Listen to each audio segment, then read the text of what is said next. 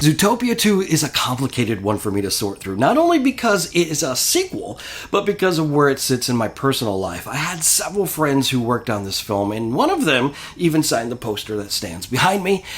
That changes how I sit with a movie before it even begins. It places me in a position of respect for the work, the time, and the coordination behind something of this scale. It also means I carry a different awareness of how many people are a part of what ends up on screen. I saw this at 9 a.m. with my 8-year-old in a theater that was completely empty. Just the two of us. The seats were perfect, there were no distractions in the room, and that kind of setting shapes how a movie lands. It removes outside noise and lets you stay present with the person next to you.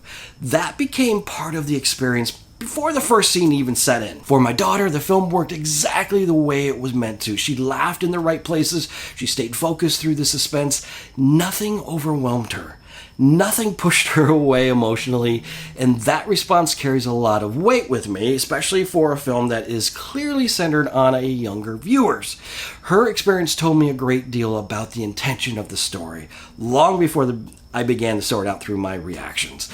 This sequel feels lighter in tone than Zootopia. The original always carried an undercurrent of unease for me, not visually, but emotionally. The idea of animals turning on one another, fear moving through the city, distrust becoming something that spreads instead of fades. The tension lived beneath the humor and color. It stayed present even when the movie leaned into lighter moments. This new chapter does not live in that same emotional space. It feels more oriented toward reassurance than discomfort.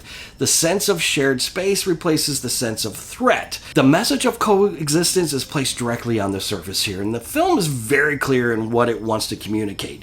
That clarity will land in different ways depending on who's watching it. Some viewers will appreciate how direct it is, others will feel that it leaves little room for interpretation. There is already tension in how people respond to messaging in studio animation, especially in the current climate surrounding Disney projects. This film does not attempt to soften its meaning behind layers of metaphor. It places it where even the youngest viewers can understand it. That choice shapes how the entire story settles. What stood out most for me is how clearly this film places kids first. The pacing reflects that. The suspense does not linger in a way that creates lasting discomfort. The emotional turns are guided with care, and the original film felt more evenly balanced between adult unease and child-friendly framing. This sequel settles almost entirely into the guidance of warmth and accessibility. That is not a flaw. It is an intentional direction that shapes the entire experience. And at the same time, the film does not leave adults without anything to engage with. There are visual call-outs of film references layered into the background. They are not loud. They do not interrupt the story. They exist quietly inside the frame as small acknowledgments for viewers who carry a longer relationship with film history.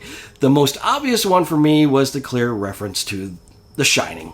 The kids see a location or a design choice, adults see a cultural memory. The layered design reflects the artist behind the scenes in the film that influenced them. Those references do not feel like jokes placed for reaction. They feel more like a personal signature, a reminder that animators are students of cinema and that those influences surface even inside stories built for families. From a production standpoint, the scale of work behind this film is present throughout. The design of the city, the density of the environment, the movement through space all reflect a high level of care. There is a sense of control in how the world is presented that reflects the long-standing craft associated with Walt Disney Animation Studios. Even without discussing process or technique, the patience behind the imagery is easy to recognize. When I think about my relationship with the original film, it always has been one of respect rather than attachment. I was never one of my most revisited Disney titles. I respected what it attempted and the conversation it carried, but I did not return to it often.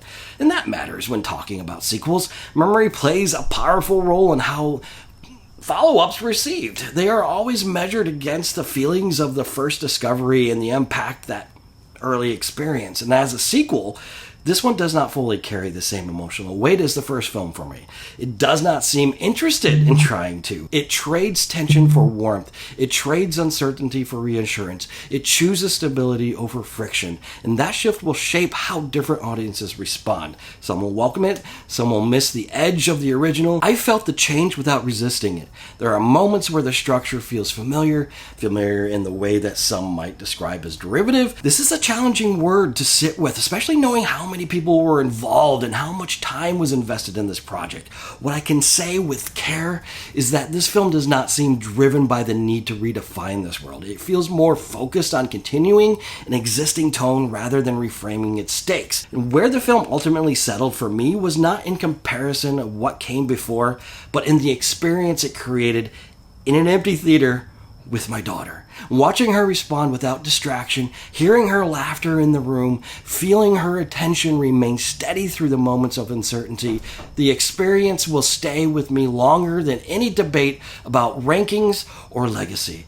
This is a kid's first film that still respects the adults in the room, not by placing them in discomfort or complexity, but by offering craft, visual language, and small touches of cinematic history layered into the frame. It creates a space where parents and kids can share the same story with understanding it in different ways. I respect this film, I respect the message it carries, and I respect the people behind it. I also accept that it does not occupy the same place for me that the original once did.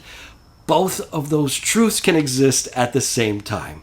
For families who are deciding whether this is worth a trip to the theater, I do believe it offers a meaningful shared experience, especially for kids who already care about this world, especially for parents who want a story that speaks clearly about shared space and understanding. It meets the intention with consistency. For me, personally, it will always be connected to that early morning screening, perfect seats, and my daughter beside me as that familiar city returned to the screen. Thank you for going on this film journey with me, and as always, be real. Hey, Flash, 100-yard dash. We need to get across town. No problem.